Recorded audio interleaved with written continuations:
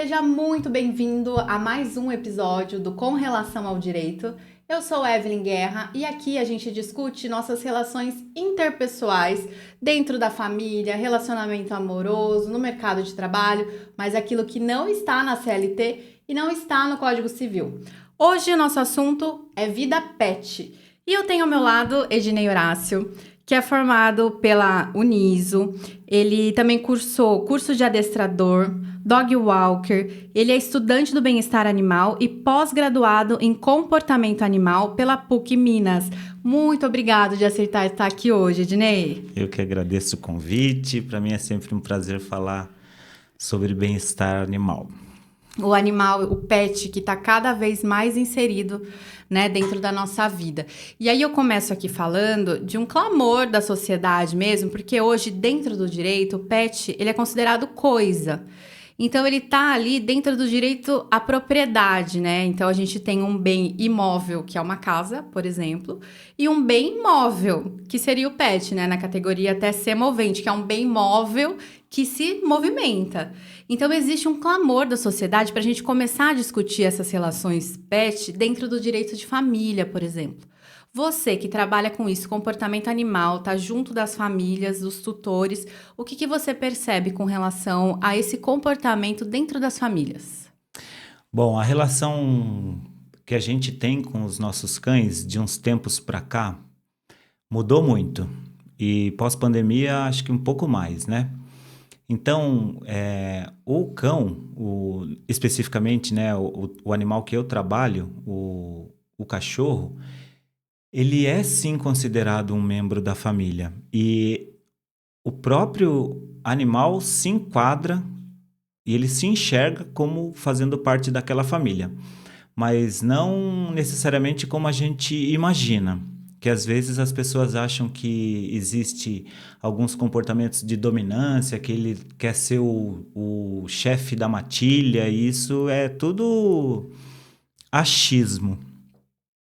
O adestramento, né, ainda é visto como algo ruim. Muitas pessoas regalam o olho assim quando falam, adestrar, ai que dó. Mas a ciência está aí para nos ajudar com relação a isso. Então, o adestramento voltado ao bem-estar é para trazer bem-estar.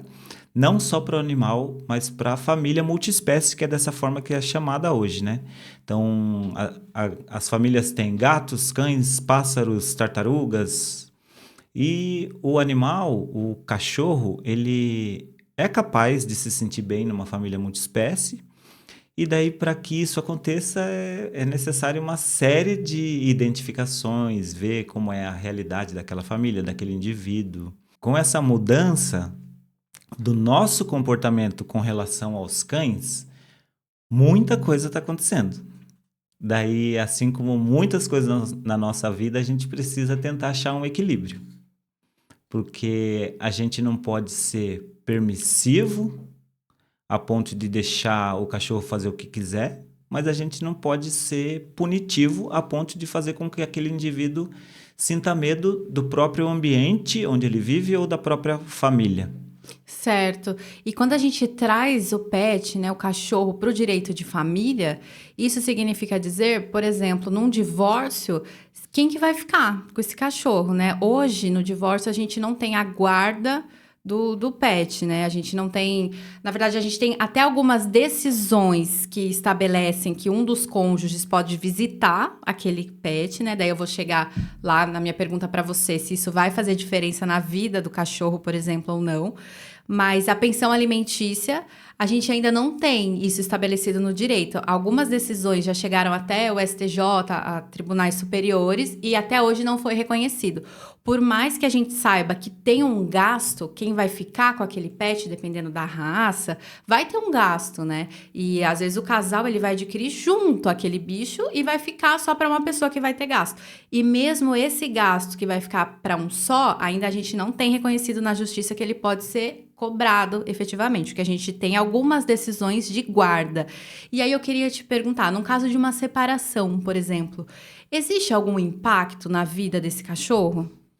Sim, com certeza. Toda mudança de rotina, toda mudança de ambiente, a chegada de um novo membro da família, um filho ou uma pessoa que ainda mora com os pais e tem cachorro e passa a namorar, esse namorado passa a frequentar a casa, tudo pode influenciar o comportamento de um animal.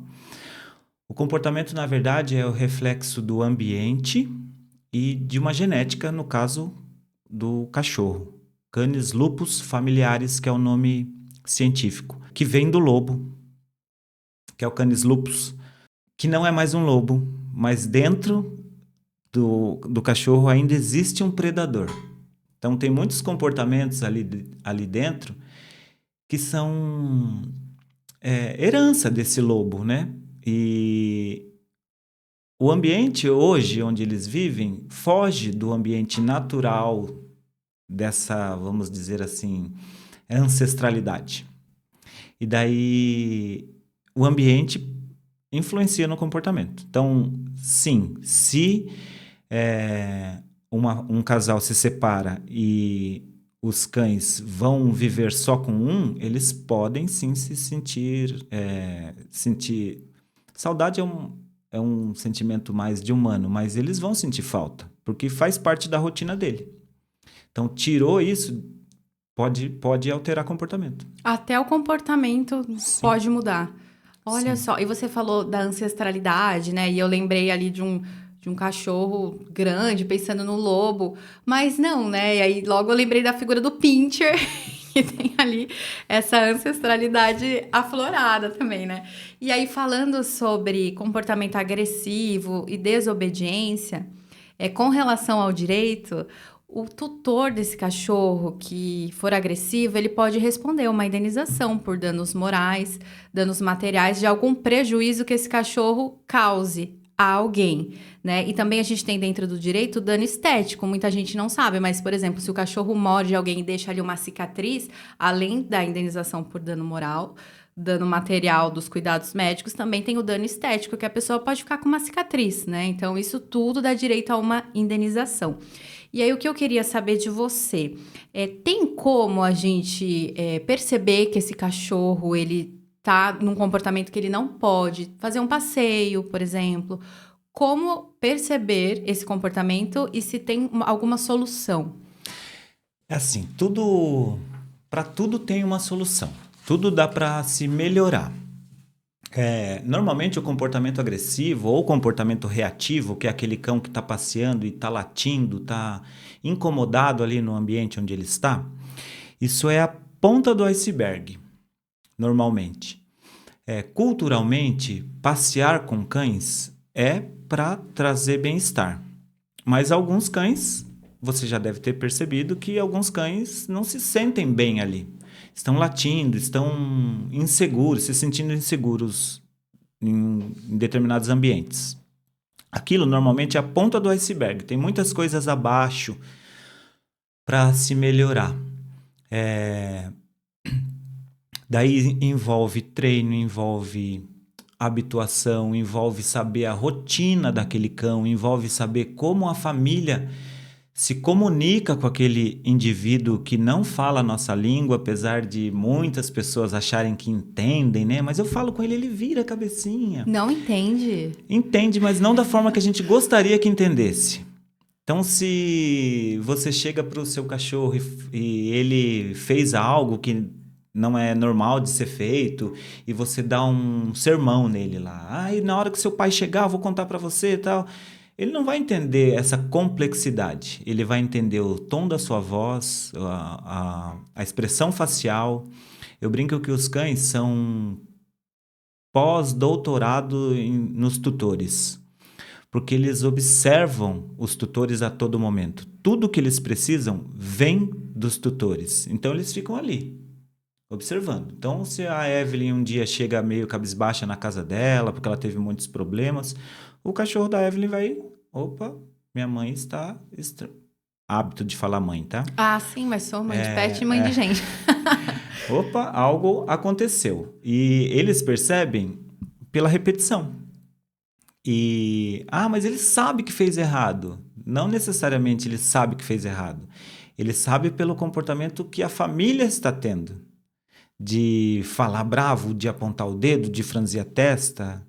Então, são animais muito inteligentes, com um cérebro muito mais simples que o nosso, mas com percepções diferentes. Sentidos extremamente aguçados, olfato, audição, a visão, não vou dizer que é inferior à nossa, mas eles enxergam cores de uma maneira diferente, mas a visão para o movimento, voltando lá que é um predador, é muito mais aguçada. Então, nenhum comportamento agressivo, reativo, nenhum comportamento é do nada. Algo ali aconteceu. Daí muitas vezes as pessoas falam assim, nossa, Ednei, a gente estava treinando o cachorro para não puxar, ele estava bonitinho, daí do nada começou a puxar. Esse cachorro pode ter sentido um odor que a gente não sentiu, porque o olfato dele é extremamente superior. Ele pode ter visto um pássaro que ele nunca tenha visto na vida voando lá, que a gente nem percebeu. Ele pode estar ouvindo algo que a gente nem está sonhando em ouvir. E esses estímulos do ambiente influenciam o comportamento. Então, nenhum comportamento é do nada, assim como o nosso. Nenhum comportamento é do nada. As coisas vão acontecendo e daí o lixinho vai enchendo, uma hora vai esparramar. Do cão é a mesma coisa. Na verdade, o nosso organismo é muito parecido com o deles. Então, a gente precisa produzir hormônios do bem-estar, a gente precisa ir na academia porque produz os hormônios do bem-estar. É normal da gente ir no médico e o médico fala assim, pratica atividade física. Para o cão também. Mas eu preciso saber particularidades desse indivíduo. O passeio para ele é bom? Eu brinco que o passeio para o cão teria que ser igual para nós. Ninguém sai para se estressar. A gente sai para espairecer. Daí, se o cão está tendo comportamento reativo, opa, tem algo errado ali. O que está de errado? Daí precisa investigar. Então, o adestramento voltado ao bem-estar, que hoje é chamado de adestramento positivo, enxerga todo esse contexto. O adestramento que era feito e ainda é feito com métodos aversivos, com ferramentas que causam dor ou desconforto, vai punir aquele comportamento reativo, agressivo e vai ser tipo, engole o choro aí. Que a gente não faz nem com gente, né? Ainda se faz, não deveria. Não, a educação positiva, não. Mas daí o cachorro, pode ser que esse cachorro realmente pare de ter o comportamento. Mas e dentro dele? Ele está em plenitude com o organismo? Daí é muito louco, assim, eu adoro falar, porque, assim, muitos problemas fisiológicos mesmo, alergias, gastrites em cães, que é tratado com remédio, daí você vai ver, você vai analisar, você vai ver todo o contexto, aquele cão é muito punido psicologicamente às vezes, que as pessoas acham que punição é só bater, mas não. O que seria uma punição psicológica pra gente entender? Fica quieto, sai daí, para! Não sei o quê. Deve depender do indivíduo, a sensibilidade desse indivíduo. Independente de ser de raça tal ou raça tal, é sempre indivíduo. Então, eu já vi Golden que não gosta d'água, já vi Golden agressivo, Pitbulls que são taxados de cães agressivos. Conheço um monte que são super dóceis. A diferença está no potencial de dano que esse cachorro tem caso um acidente aconteça. Então, todo comportamento que pode trazer algum prejuízo assim, à sociedade pode ser melhorado, mas eu preciso analisar. Então é comum, eu levei meu cachorro passear lá no Campolim no domingo, cheio de gente, banda tocando, muito cachorro, talvez para aquele indivíduo não proporcione prazer. Daí, identificando isso, vamos fazer um passeio, pode ser no Campolim mesmo, mas num horário menos cheio, com menos estímulos, para que ele aprenda a lidar com essa situação e gradativamente a gente vai expondo, daí tudo começa a melhorar. Na verdade, quando a gente ajusta a comunicação da família com o indivíduo, com o cãozinho ali, já começa a melhorar bastante coisa. Ajuda uma família a desenvolver uma rotina bem estruturada, com passeios de qualidade, com alimentação boa, a forma que alimenta, o ambiente onde ele vive, tudo começa a melhorar. Então, sim, sempre dá para melhorar um comportamento que possa trazer algum dano aí à sociedade, população. E é engraçado que a gente tem uma percepção muito equivocada, né? Do que vai ser bom ali, do adestramento. Então, existem alguns municípios que proíbem cachorro de grande porte, algumas raças específicas, de sair sem focinheira no passeio, né? E a gente comentava isso aqui, e aí eu falei pro Ed, poxa, como assim o cachorro é obrigado a sair de focinheira? Que horror! Aí ele me disse, não é bem assim, né? Não é nada assim, porque se a gente fizer de um treinamento que a gente chama de habituação, eu vou habituar esse cão a usar esse equipamento.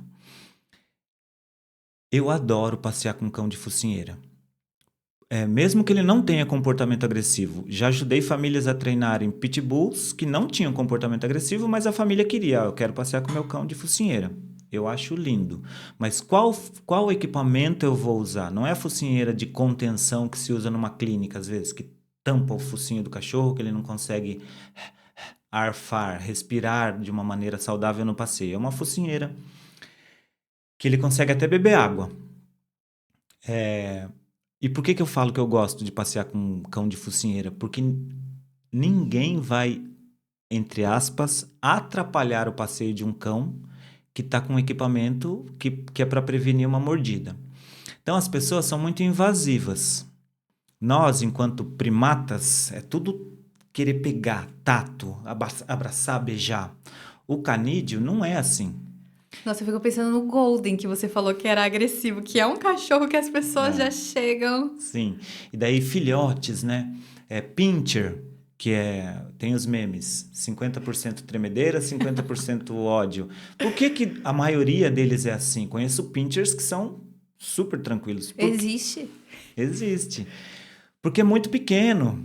Daí chega. Eu não sou uma pessoa grande, mas se eu chego, ai que lindo! Eu assusto e com a frequência disso, ele vai começar a se defender. Então, o comportamento agressivo muitas vezes é uma defesa.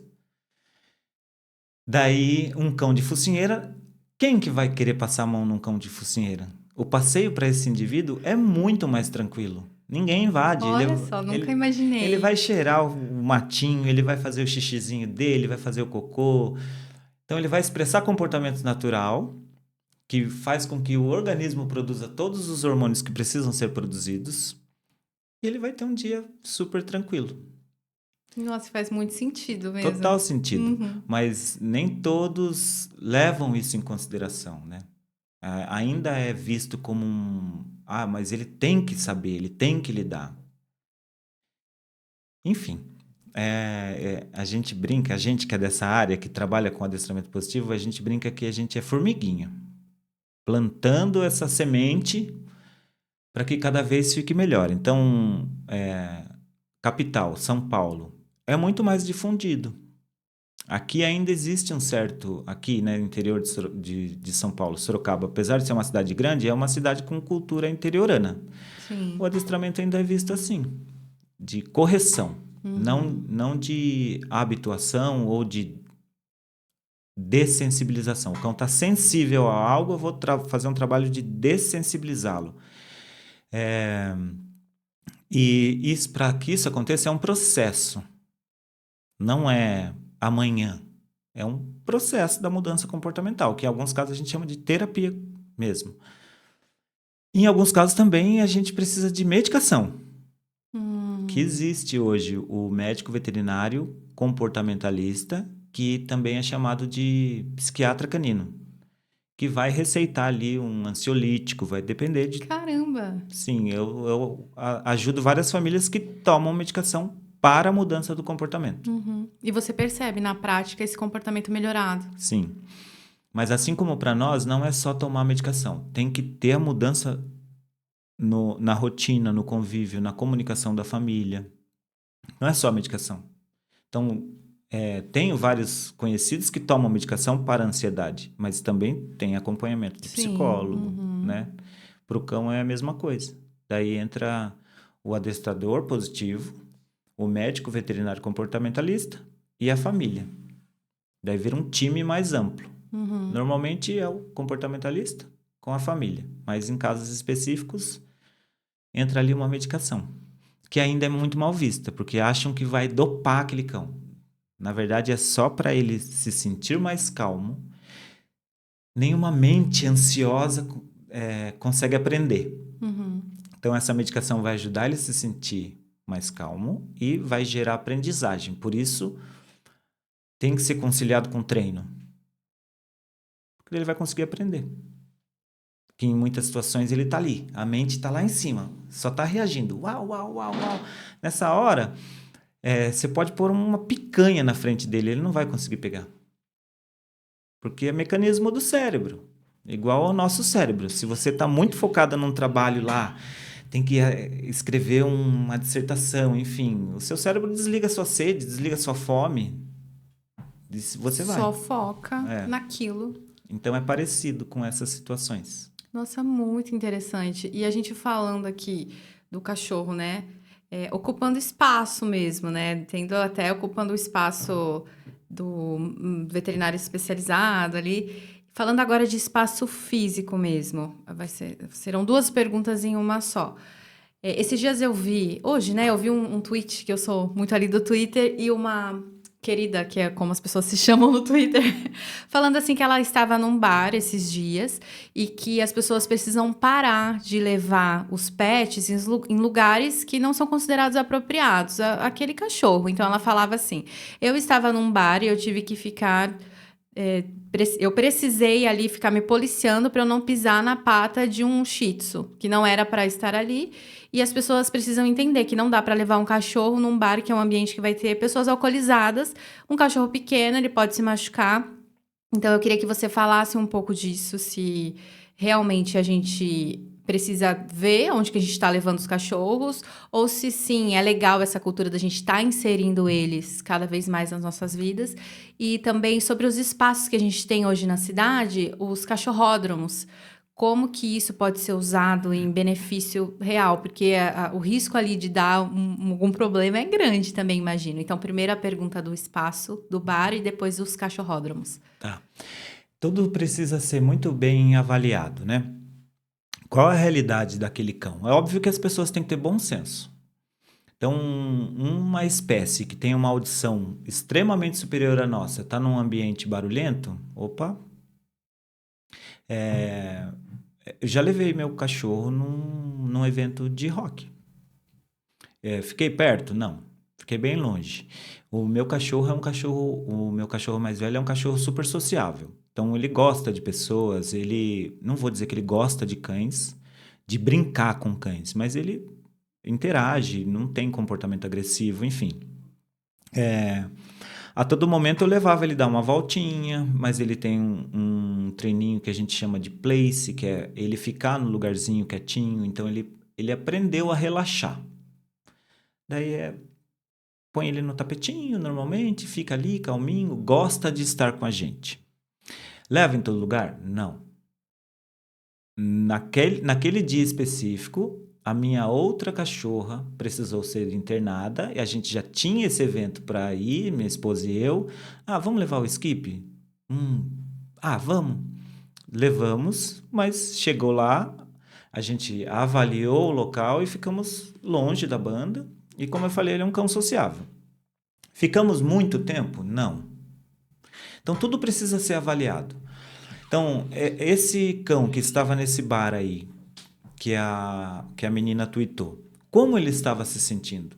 Esse cão está habituado a frequentar esse tipo de ambiente? Porque pode ser que ele esteja se sentindo bem. Mas se está numa muvuca, quase pisando ali, provavelmente não. Daí entra o bom senso do tutor.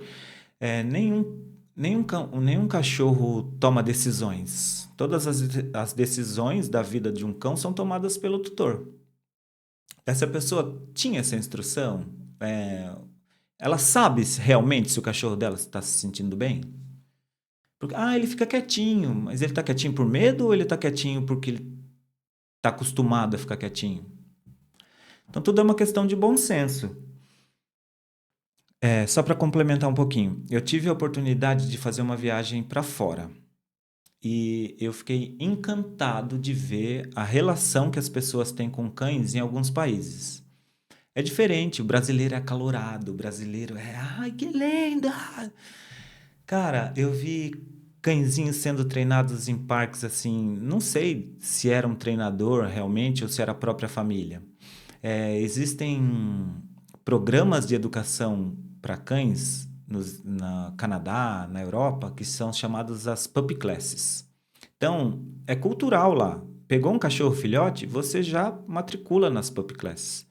Aqui no Brasil é cultural de esperar um comportamento acontecer para tomar uma Sim. iniciativa. Então, o processo de educação é contínuo. Se a gente começa desde filhote, provavelmente esse cachorro vai lidar com todas essas situações de uma maneira mais saudável, se realmente ele for habituado, treinado. O mercado pet vende muito. Então, criar cachorródromos gera voto. Com certeza. É super legal esse conceito, mas as pessoas estão preparadas para isso? Era isso que eu queria chegar. Muitas vezes não, porque é um espaço pet e tal, vou levar meu cachorro. Seu cachorro se dá bem com outros cães? Se dá. Mas todos os cães que estão ali estão preparados para estar ali?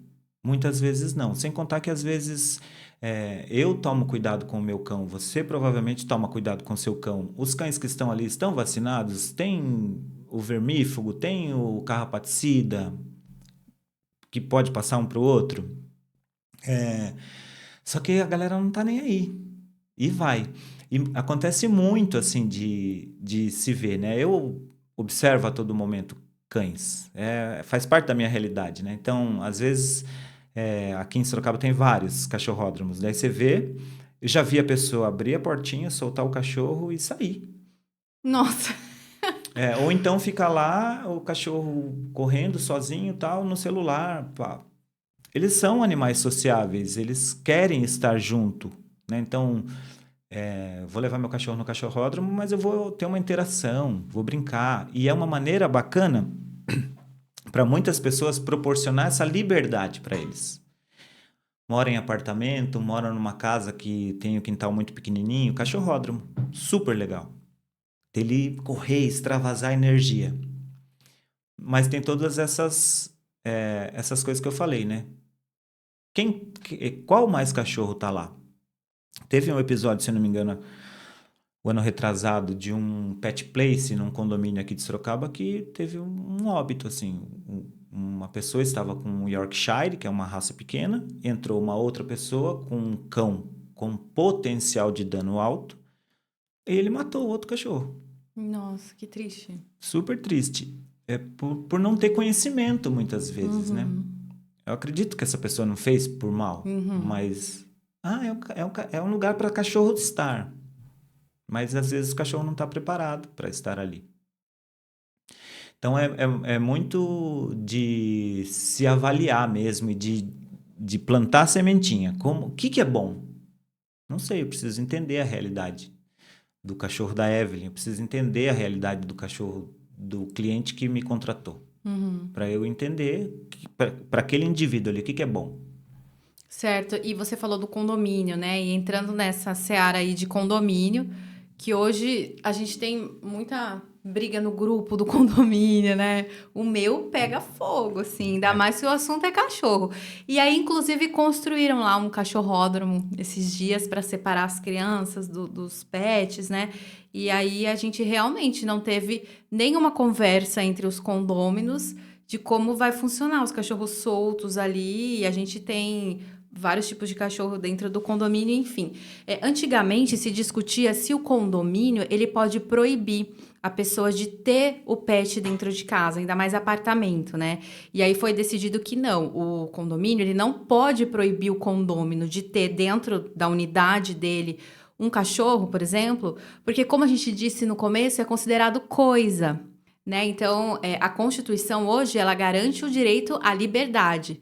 né? E a propriedade de você ter ali a sua propriedade. Então, é a mesma coisa de eu te falar que eu tenho uma TV dentro da minha casa, né? Infelizmente, o direito ainda vê assim, e por isso que o condomínio não pode proibir o pet dentro de casa, porque ele é uma propriedade sua.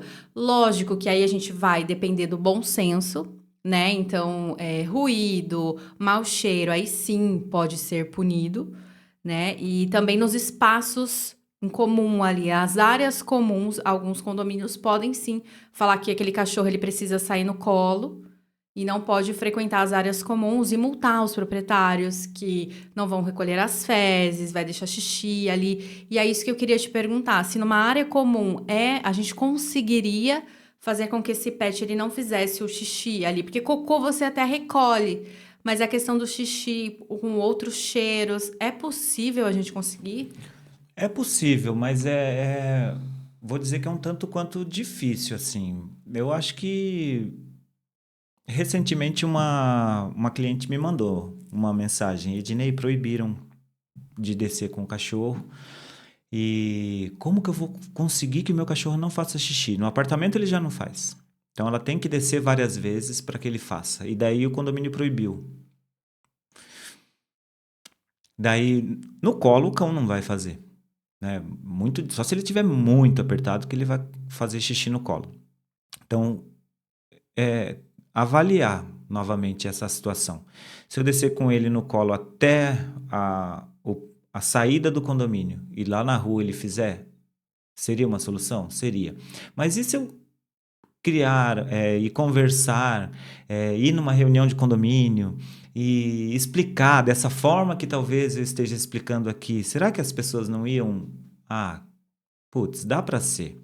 Criar uma área exclusiva. Nesse caso específico, ela me falou que houve ali, né, o entendimento da parte do síndico que um ou outro cão ia fazer. Daí a instrução era: leva uma garrafinha d'água, fez, joga uma água ali para pelo menos diminuir o odor, tal. Então sempre tem uma maneira de achar um equilíbrio entre as situações, né? Muitas construtoras estão construindo condomínios com espaço pet, porque vende. Ah, o prédio tem espaço pet. Só que você vai realmente avaliar o que sobrou da planta ali. Sempre. Não foi preparado para isso. Menos mal, pelo menos tem. Porque está cada vez mais inserido, né, no nosso dia a dia, enfim. Mas o ideal é que fosse feito de uma maneira planejada. Não do jeito que as pessoas imaginam que é legal. Tem que ser avaliado pelo prisma da espécie, do canídeo. Será que é legal para ele um ambiente onde ele tem visão para a rua, por exemplo, passando um monte de carro, um monte de barulho? Talvez não. Onde é esse espaço pet? Mas dá para se treinar um cachorro a não fazer xixi e convidá-lo a ir num lugar para ele fazer xixi. Condicionar um animal a falar assim, xixi. Daí ele vai fazer xixi no lugar certo, por exemplo. Então dá para se treinar. Mas precisa entender todo o contexto da situação. Eu entendi que esse diálogo, como está inserido, né? Então tem que pensar no bem-estar de Sim. todos ali. É a vida daquela tutora que precisa levar, né, o bichinho fazer xixi fora do apartamento. E eu me vi muito nessa situação, porque eu tenho um cachorro idoso de 14 anos e ele só faz xixi fora do condomínio. Então eu tenho que levar ele lá fora do condomínio e muda toda a nossa rotina. E aí, uma consulta pessoal aqui já. Ele com 14 anos, eu conseguiria fazer ele fazer xixi dentro da minha casa? Ele nunca fez. E minha casa tem quintal. Eu já fui morar em casa até com gramado para ver se ele melhorava. E ele nunca fez xixi dentro de casa. Depois de idoso, a gente consegue mudar o comportamento do animal? Consegue. O que a gente tem que levar em consideração é que, igual uma pessoa idosa, vai ter mais dificuldade em mudar. Para o cão, a mesma coisa. Mesma coisa não, é parecido. Mas existem formas da gente potencializar a chance dele fazer, com uma recompensa muito valiosa ali e algumas repetições, o seu cão pode falar assim: nossa, fazer xixi aqui também é legal. Mas muito provavelmente essas coisas começam a acontecer quando o cão percebe: se eu seguro, a minha família me leva. porque eles são espertos. E daí eles, às vezes, seguram o xixi. De certa forma, eu fico até feliz pelo seu cão fazer isso, porque você é obrigada a proporcionar que ele passeie mais. 4 vezes por dia. Então, para ele, tá bom, né? A não ser que ele, por ser idoso, ele tenha algum problema articular, que tenha dor e tal. Mas, enfim, você está proporcionando bem-estar para ele. Mas é sim possível. E pensando até aí, né, 14 anos... 14 anos, se ele começa a ter dificuldade em andar daqui para frente, que é possível que aconteça, porque ele é bem idosinho já, é provável que ele faça. Quando ele fizer, se ele fizer, recompense muito ele. Se desse para explicar com palavras, né? Isso, filho, muito bem, cara. E ali um petisco muito valioso que ele possa, que não faça mal para ele. A repetição disso vai fazer com que ele se sinta mais confortável em fazer. Tem muitas pessoas passam por essa dificuldade. Eu desço 4, 5 vezes porque não faz no apartamento. É comum, então? É comum. De certa forma, eu fico feliz porque esse cão está tendo atividade. De descer, de espairecer um pouquinho. Mas, às vezes, foge muito da realidade da família, né? De rotina, de trabalho. Enfim, daí é possível, sim, treinar.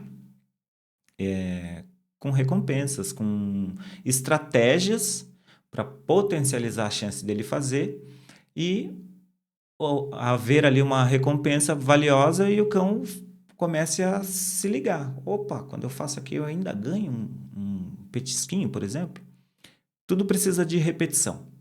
Daí ele pode condicionar a fazer no local que você deseja, por exemplo. Muito legal saber que o cachorro até idoso, né? A gente consegue treiná-lo dessa forma. E realmente foi o que eu falei, não, mas ele já tá velhinho agora. Vou começar a desenvolver esse pensamento na minha casa. E ainda falando sobre os pets dentro do direito de família, né? Eu já tive a pergunta lá no meu escritório: doutora, posso deixar a minha herança para o meu cachorro? Então, assim, não, aqui no Brasil a gente não pode deixar. O que a gente pode fazer é dispor em testamento, né? Quem vai ficar com aquele cachorro, né? Hoje em dia as pessoas pensam muito no âmbito familiar mesmo, né? Você parar, vai ficar com quem? Então, se eu morrer, quem vai cuidar do meu cachorro? Né? A parte financeira também. Então, eu posso fazer isso por testamento, nomear um tutor e nomear uma parte ali do meu patrimônio para esse tutor administrar em favor do pet. Isso eu consigo fazer no Brasil.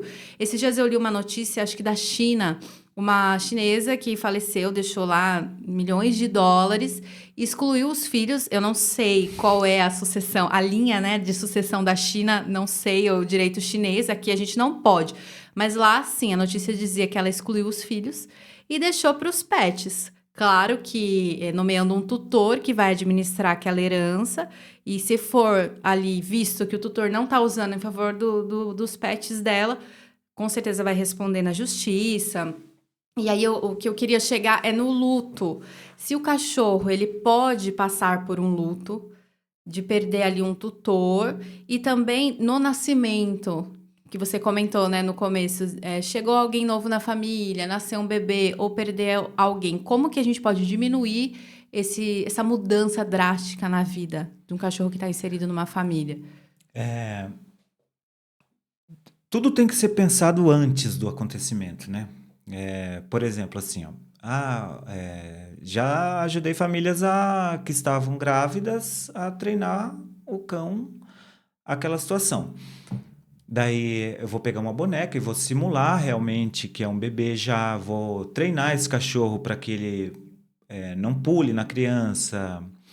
Quando existe um vínculo muito forte do cão com a própria mãe, a tutora, a mudança no corpo da mulher, muito provavelmente a mulher produz hormônios e odores diferentes. Muitos cães já mudam. Não sei se aconteceu isso com você. O meu cachorro não saía de cima de mim. Sim, então, provavelmente o seu corpo estava produzindo odores diferentes.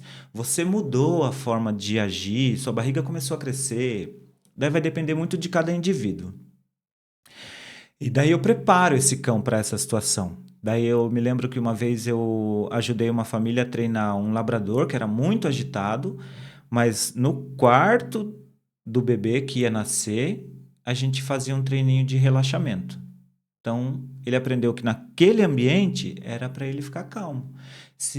E daí com ferramentas, né? Com roedores muito atrativos. Enfim, hoje o mercado nos ajuda muito nesse sentido, né? De bastante ferramentas para ajudar com o comportamento.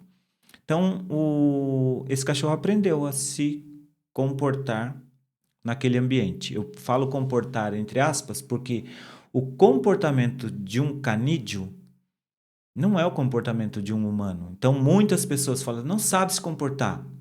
Mas como assim? Ah, ele está fazendo buraco. Comportamento natural da espécie. Cavar. Está latindo. Comportamento natural.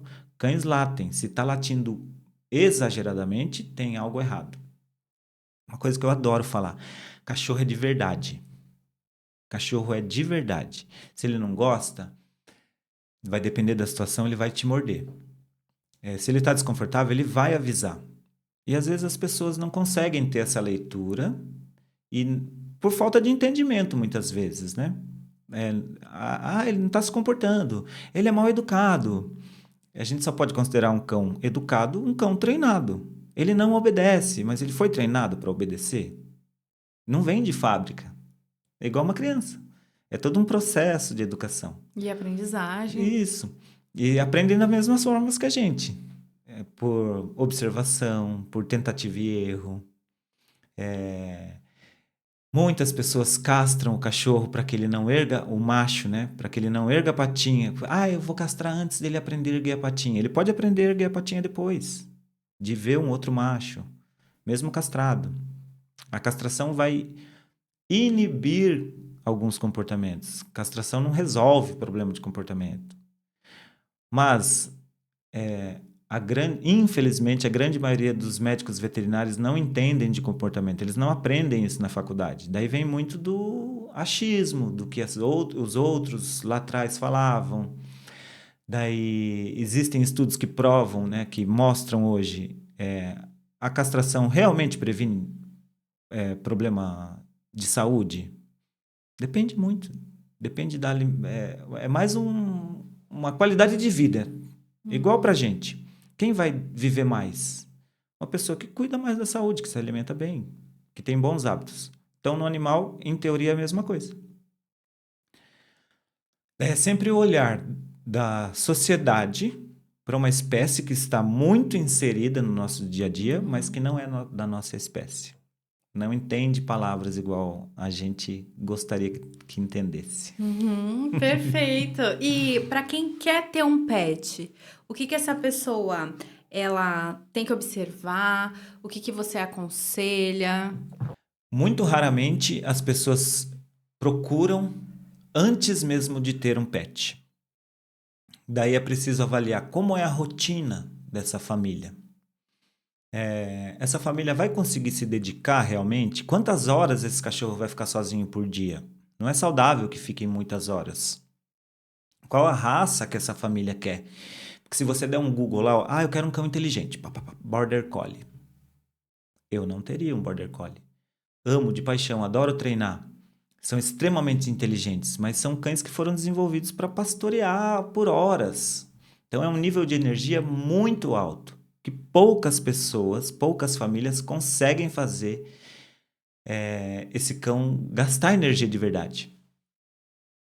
Então, o conselho que eu poderia dar é assim: busque saber antes, né, de realmente introduzir um novo membro para sua família, porque eles são um membro da nossa família, né? Qual raça eu vou querer? Um pitbull que tá na moda é um cão, pode ser um bom cão, mas o potencial de dano é muito alto caso um acidente aconteça. Rottweilers, cães de pastoreio, né, que são cães de muita energia. Daí existem cães mais tranquilos, mas, como eu falei já, é sempre um indivíduo. Já vi Shih Tzu agressivo, enfim, pode acontecer com qualquer indivíduo. A orientação que a gente dá é: Primeiro, converse com toda a sua família. É de comum acordo? Ah, porque eu não queria. Ah, que eu ganhei um cachorro. Eu não daria um cachorro para ninguém. E tendo esse comum acordo, já muitas coisas vão melhorar. Porque daí a família vai se preparar. De quem é a responsabilidade? Vamos rachar o custo desse animal? Esse animal vai precisar de veterinário, vai precisar de ração. Como já foi falado, o mercado pet está aquecidíssimo. Então tem ração mequetréfica, baratinha, e tem as rações caríssimas. E mesmo as rações caríssimas, para alguns indivíduos, pode ser que não seja bom. Daí entra outra linha de alimentação, alimentação natural, crua, com ossos, sem ossos. Então, é uma gama muito grande de possibilidades, mas sempre dá para a gente avaliar e melhorar a situação daquele indivíduo e daquela família. E com planejamento, né? Porque é um indivíduo que vai estar no seio familiar, que pode gerar até uma guarda compartilhada aí.